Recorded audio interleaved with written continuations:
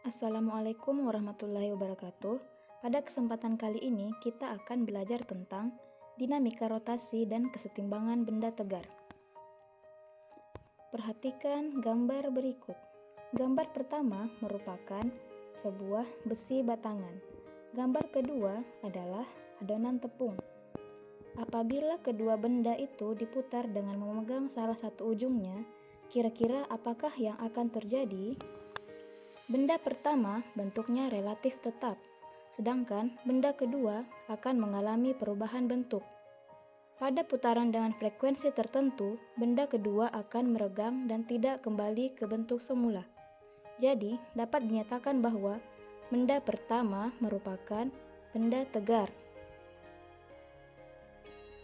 Benda tegar adalah benda yang tidak mengalami perubahan bentuk akibat pengaruh gaya atau momen gaya.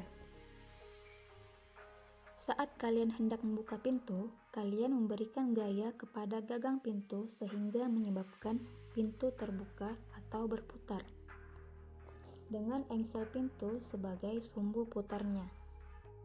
Nah, gaya yang memiliki kemampuan untuk membuat benda diam menjadi berotasi disebut momen gaya atau torsi.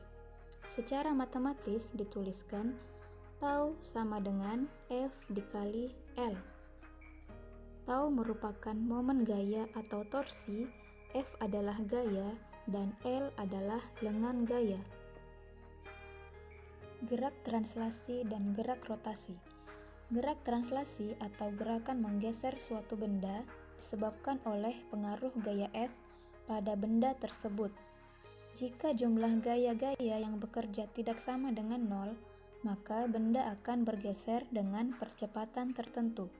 Secara matematis dinyatakan oleh persamaan A sama dengan sigma F per M. Pada gerak translasi, massa benda merupakan ukuran kelembamannya atau disebut momen inersia. Pada kehidupan sehari-hari, kita sering menemui kenyataan bahwa menggeser benda yang massanya besar lebih sulit dibandingkan menggeser benda yang massanya kecil. Jadi, dapat disimpulkan bahwa makin besar ukuran momen inersia suatu benda, maka makin sulit pula benda tersebut melakukan gerak translasi. Gerak rotasi adalah gerakan pada bidang datar yang lintasannya berupa lingkaran.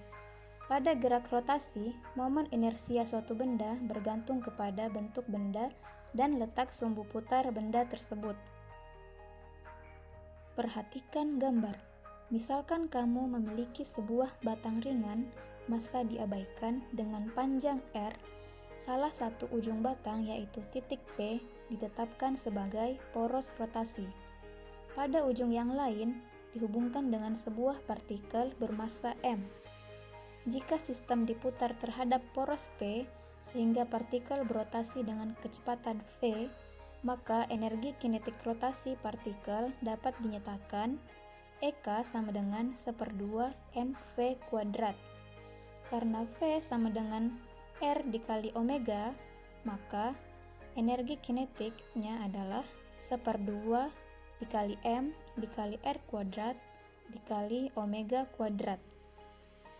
Faktor M dikali R kuadrat merupakan momen inersia titik terhadap sumbu putarnya dan diberi notasi I. Secara matematis dapat ditulis sebagai berikut. I sama dengan M dikali R kuadrat. Dengan I adalah momen inersia, M adalah massa partikel, dan R adalah jari-jari. Momen inersia untuk berbagai jenis benda. Yang pertama, batang silinder dengan poros melalui pusat. Yang kedua, yaitu batang silinder dengan poros melalui ujung. Yang ketiga, silinder tipis berongga, poros melalui sumbu silinder. Yang keempat, piringan atau silinder pejal, poros melalui sumbunya. Kelima, silinder pejal, poros seperti tampak pada gambar. Yang keenam, bola pejal, poros melalui diameter. Yang ketujuh, bola berongga poros melalui diameter. Dan yang terakhir adalah bola pejal poros seperti tampak pada gambar. Nah, itulah pelajaran kita pada hari ini. Jangan lupa kerjakan tugas kalian yang ada di Google Classroom. Terima kasih.